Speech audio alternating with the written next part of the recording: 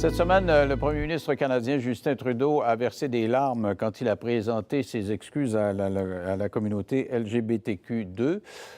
Et il a dit on n'a pas traité adéquatement les gays, particulièrement au sein des Forces armées canadiennes.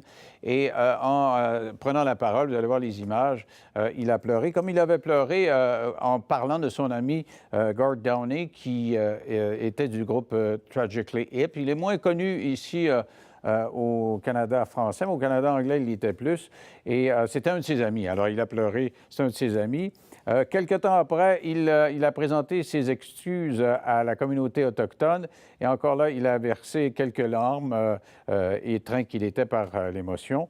Et en fin de semaine, donc pas en fin de semaine, mais cette semaine, en chambre, vous voyez, il pleure alors qu'il présente ses excuses à la communauté LGBTQ2. Alors, il y a des gens aujourd'hui, c'était plein de commentaires partout dans les journaux qui disaient « ça n'a pas de bon sens ». Ce sont des larmes de crocodile, il en met trop, c'est un comédien. Et d'autres qui disaient « non, si c'est senti, si c'est sa personnalité, tant mieux, il s'assume. Bravo si c'est un homme qui assume ses émotions. » Alors, on va débattre de ça avec Frédéric Bérard, qui est constitutionnaliste, et Sophie Bérubé, auteure, avocate et conférencière. Bonsoir à vous deux. Bonsoir. Je commence avec madame. Comment tu trouves ça, qui verse des larmes aussi régulièrement? Moi, j'aime ça. Là, c'est drôle parce qu'en disant aussi régulièrement, mais oui, bon, je pense qu'on a fait un petit montage puis il a dû pleurer peut-être 6 ou 7 fois, mais c'est quand même en 2 ans. Puis les raisons pour lesquelles il pleure sont quand même importantes, je pense. Mais moi, personnellement, j'aime ça. J'aime ça, voir un homme pleurer, un homme puissant, un chef d'État pleurer. On l'a vu avec Barack Obama. Je trouve que ça démontre de la sensibilité. Puis un chef d'État, c'est quoi? C'est un modèle pour les autres, c'est un modèle pour les jeunes. Donc, que notre premier ministre accepte ses émotions, accepte de les vivre comme ça publiquement, pourquoi pas? C'est ça l'homme moderne, non? Un homme, est-il moderne? Ben... Oh, pas si moderne que ça, finalement. Ben moi, peut-être pas, non.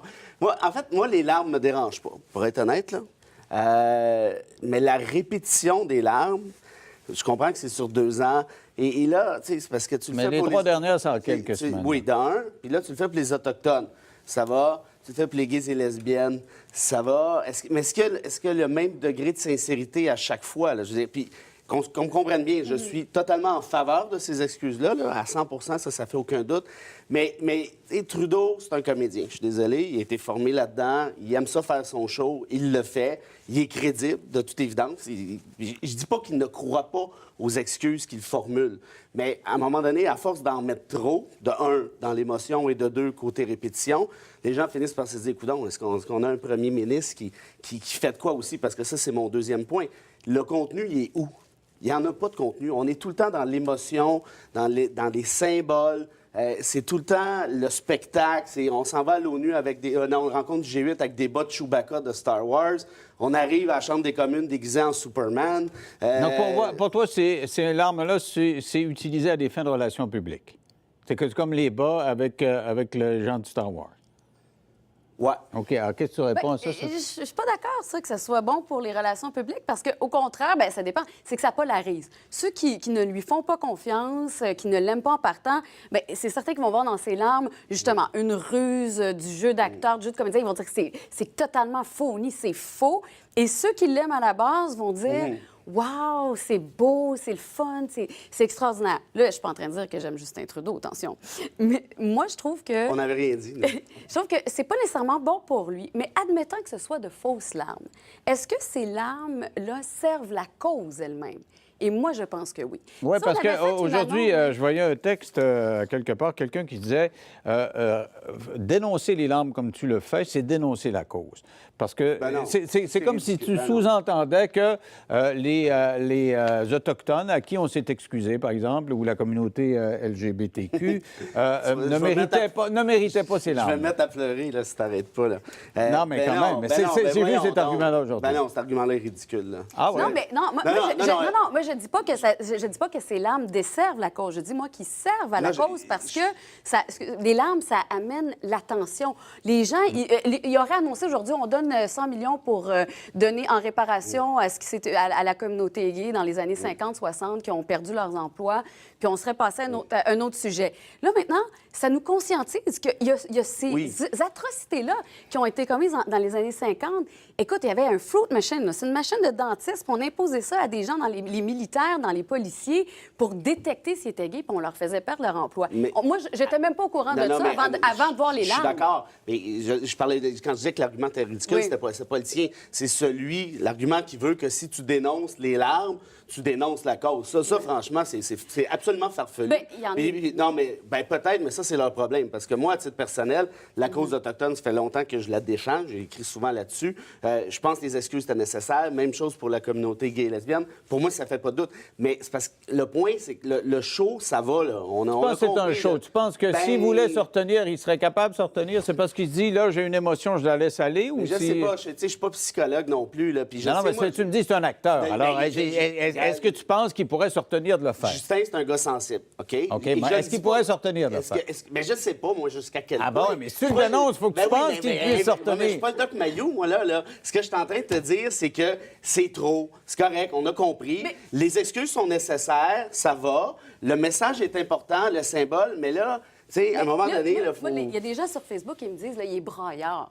Alors, il est trop braillard. Ça se fait pas pour un homme d'être braillard. Non, ça, je dis pas ça, moi. Ça se fait pas pour un chef d'État d'être braillard. J'ai pas dit ça. C'est pas mon argument du tout. Le fait qu'il pleure souvent, en quoi c'est un problème? C'est des causes sans... Vraiment, là, si je peux surfer là-dessus un petit peu, là, c'est que s'il y avait quelque chose qui se faisait dans ce gouvernement-là, s'il y avait du contenu ici et là, s'il y avait des politiques publiques, s'il y avait des idées, je te dirais, OK, braille ici et là, je m'en fous, je porterais même pas attention. Mais là, on a juste ça. On a juste des symboles, on a juste des excuses, on a juste la forme, puis on a du spectacle. L'un n'exclut pas l'autre. S'il y a des faiblesses à part... Je sais que ça n'exclut pas l'autre, mais c'est une force. C'est une force même au niveau international, là. C'est un message qu'on envoie à tous ces pays-là qui vont être interpellés par les larmes de notre premier ministre. Non, je suis pas d'accord. Ils vont être interpellés par le message qui est envoyé sur les excuses autochtones, sur les excuses aux gays. Absolument. Mais les gens vont dire, ah, cool, je vais au Canada, le premier ministre braille. Non. Les gens vont dire, je vais au Canada, ils respectent les Autochtones, respectent les gays et lesbiennes. On se souvient... Oui, mais encore faut-il que l'information se rende. Et c'est le fait qu'il pleure qu'il fasse un spectacle. Peut-être... C'est vrai que ça doit se retrouver sur Internet puis dans les On a tous vu Barack Obama pleurer lors de son discours pour le contrôle des armes à feu.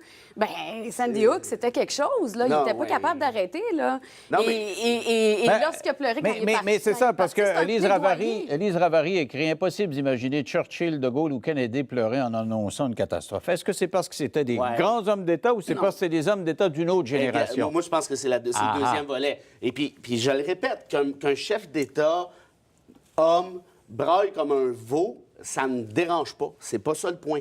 Ça n'a pas l'air. C'est la répétition qui, je trouve, qui est tannante. Et c'est le fait qu'on en met, puis on en remet, puis ça finit plus. Tu sais, à un moment donné, là, moi, un premier ministre est supposé gouverner. Puis il gouverne pas. Ce qu'il fait, c'est des relations publiques tout le temps. Et on ne parle que de forme. On parle de Chewbacca, on parle des larmes, on parle des selfies, on parle de mais là, on ne parle jamais d'idées. On s'attaque à sa masculinité. Moi, je suis tout à fait en désaccord avec Lise Ravary. Et puis en plus, ce qu'on vient de dire, on s'attaque aussi à la cause des LGBTQ2, la communauté gay. On s'attaque à cette cause-là en disant oui, mais il y a des affaires pires. Et pourquoi ils ne s'indignent pas pour ceux qui ont été arrêtés pendant la crise d'octobre? Pourquoi ils ne pleurent pas pour ceux qui ont... Ça, c'est le risque d'aller là, par contre, dans les excuses officielles. C'est un dossier, moi, je pense qu'il était sincère. Parce que c'est un dossier qui travaillait depuis longtemps. Et j'imagine, quand on travaille un dossier comme ça, il y a les gens qui ont vécu ces choses-là qui viennent témoigner devant nous. Et peut-être que dans ce moment historique, pour lui, où il s'excuse au nom du Canada, il a en tête peut-être toutes ces personnes-là qui ont vécu ces choses-là. Alors toi, tu dis c'est la force. Tu dis c'est la force de l'image, c'est juste de l'image. Tu dis l'image, ça sert à quelque chose. Je veux vous quitter. Puis j'ai demandé qu'on sorte cette image-là parce que moi, l'été où c'est arrivé, Barack Obama qui assiste à des funérailles de jeunes noirs qui ont été descendus par un suprémaciste et qui chante Amazing Grace. Moi, j'ai pleuré à chaque fois, puis je le regarde, puis je pleure encore. Écoutez bien. How sweet the sound that save a wretch like me. Toi, ça t'émeut pas, Frédéric, toi? Oui. Hein? Non, mais là, tu essaies de faire Quand passer c'est pour bad. un... Non, mais écoute, travail. c'est-tu de la relation publique ou quoi, là? Ce qui est différent, le Un gars, président noir à des instant, funérailles un noires instant. qui chante Amazing Un Grace instant. et les larmes aux yeux. OK, bon, le gars est dans des funérailles aux suites d'un meurtre crapuleux, dégueulasse, où il y a en plus une connotation raciale, il y a une émotion dans la salle, il y a quelque chose d'énorme. Bon, je suis pas en Alors que train les de te gays, dire- ça valait pas ça. C'est pas ça que je dis. Non, mais il est C'est malhonnête, tannant. C'est Denis. pas ça que je dis. Je dis des funérailles puis la Chambre des communes.